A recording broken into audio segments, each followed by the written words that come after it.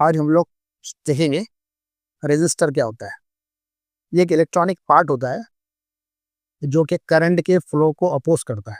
उसका एक English definition है, it is a device which opposes the flow of current. एक ऐसा पार्ट है ये इलेक्ट्रॉनिक पार्ट जो करंट को अपोज करेगा। और जब आप किसी इलेक्ट्रॉनिक सर्किट में जहाँ जहाँ पे लेटर आर देखोगे, इसका मतलब है कि वहाँ पर रजिस्टर लगा हुआ है। आर इस सिंबल से इसे डिनोट करते हैं, इस लेटर से। और इसका सिंबल सर्किट डायग्राम में इस तरह से आता है, जिगजैग लाइन वाला। और इसका यूनिट होता है कि कितना रेजिस्टेंस है, किस में गिनेंगे, लीटर्स में, किलो में, तो ये आता है ओम्स में। The unit of the resistance is ohms. इसका इस तरह से सिंबल दिखाया जाता है, ये वाला।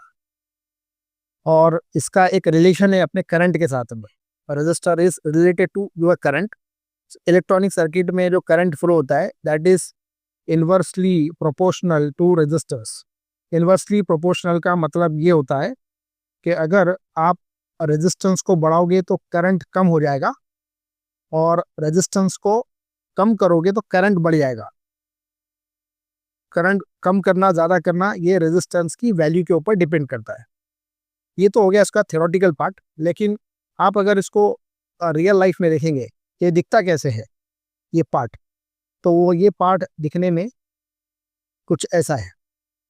इस तरह से रजिस्टर दिखता है, जिसके ऊपर आपको कुछ कलर बैंड्स दिखेंगे। जैसे कलर बैंड्स होते हैं इसके।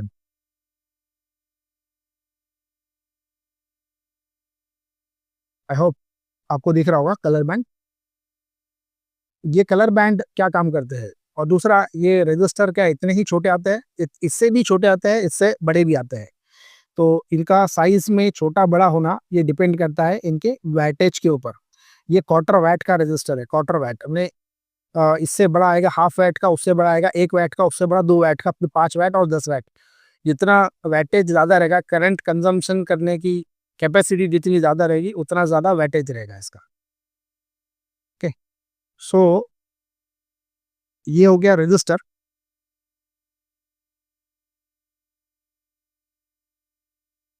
अब हम लोग इसका थोड़ा सा प्रैक्टिकल पार्ट देखेंगे। ये रजिस्टर दिखने में ऐसा होता है। तो ये कलर बैंड का मतलब क्या होता है? हम्म? ये कलर बैंड आपको हेल्प करते हैं ये रजिस्टर का वैल्यू पता करने के लिए। क्या क्या वैल्यू है इस रजिस्टर, आपको अगर कैलकुलेट करना है value of the register, so this colour bands will help you. Register पे आमतौर पे ऐसे 4 कलर बैंड्स आते हैं। ठीक है? वो 4 कलर बैंड्स क्या क्या रिप्रेजेंट करते हैं वो अभी हम लोग देखेंगे। तो देखिए, इसमें 4 कलर बैंड्स हैं, हम उसको नंबर दे देंगे 1 2 3। और एक चौथा वाला जो बैंड होता है वो यूजुअली गोल्ड कलर का होता है, गोल्ड। और इस बैंड को, फोर्थ बैंड को, टॉलरेंस बैंड कहते हैं। टॉलरेंस बैंड का मतलब क्या होता है कि जो वैल्यू आप अभी थेरोटिकली कैलकुलेट करोगे और उसके बाद में उसको मल्टीमीटर से चेक करोगे इस रजिस्टर का वैल्यू, उस वैल्यू में और कैलकुलेटेड वैल्यू में आपको 5% का कम या ज़्यादा डिफरेंस आ सकता है। 5% ज़्यादा हो सकता है, 5% कम हो सकता है। एग्जाम्पल के तौर पे, अगर आपका रजिस्टर 100 ओहम आपने कैलकुलेट किया कि रजिस्टर का वैल्यू जो है 100 ओहम है, और जब आप उसको मीटर से चेक करोगे तो वो 95 ओहम से लेकर 105 ओहम तक वैल्यू आपको दिखाएगा। इसका मतलब है कि वो पार्ट अपनी जगह पे सही है, रजिस्टर। ओके, तो अभी ये जो रजिस्टर हमारे सामने है, आप इसका कलर बैंड समझ रहे हो क्या कलर बैंड है इसके ऊपर? देखिए, पहला वाला बैंड जो है ब्राउन है, उसके बाद ग्रीन है, फिर रेड है, और फिर गोल्ड है। फोर्थ वाला बैंड गोल्ड है। ठीक, ब्राउन, ग्रीन, रेड, गोल्ड, इस तरह से इसके ऊपर बैंड्स है। ठीक है, तो ये कलर्स को याद कैसे करेंगे या कलर्स का मतलब क्या है, वो देखने के लिए आपको ये एक शॉर्ट फॉर्म याद करना पड़ेगा। ये शॉर्ट फॉर्म है BB Roy, Great Britain, very good wise. BB Roy, Great Britain, very good vice.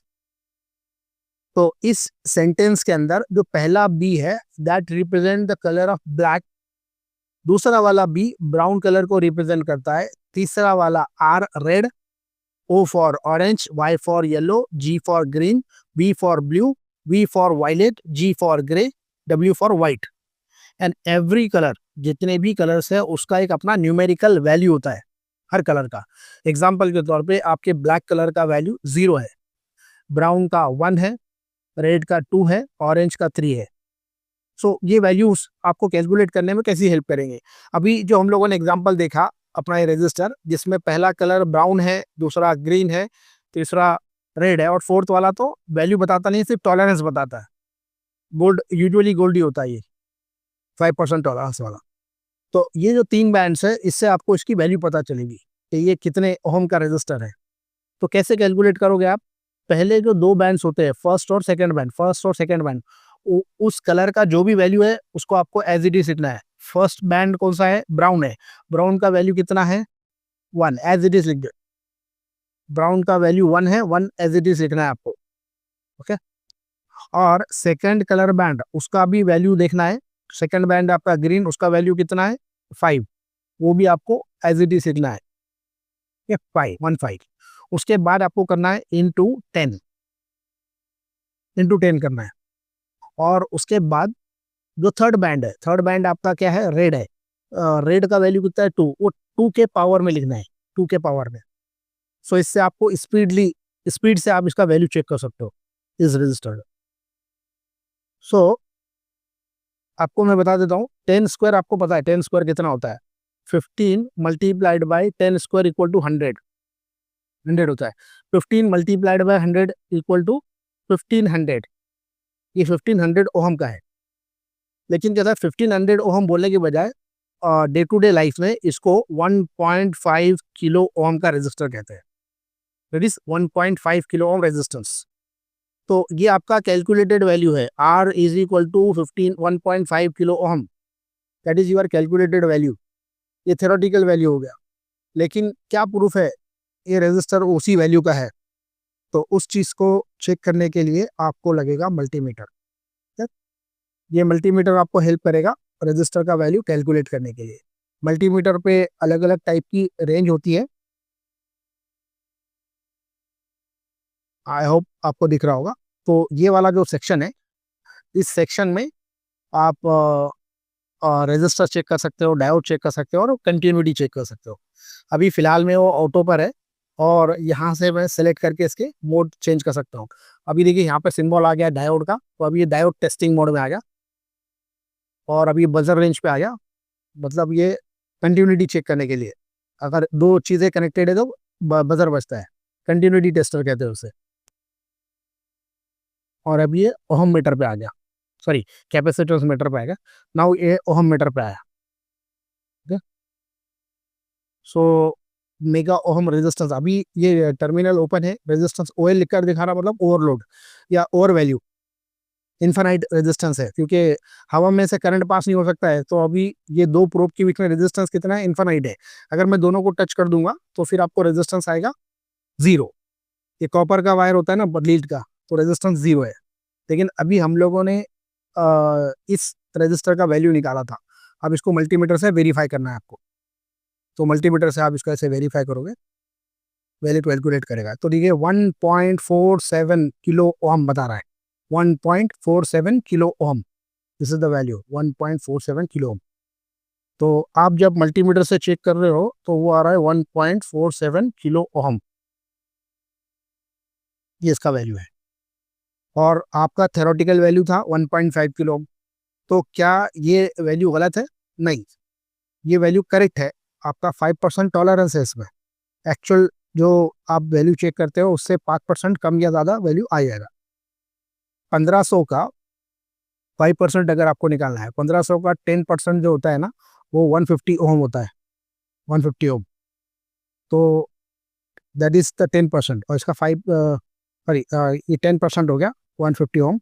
वो 75%, 75 ओम ये आपका 5% हो गया, दैट इज अ 5%। ये आपका 10% था। सो 75 ओम है।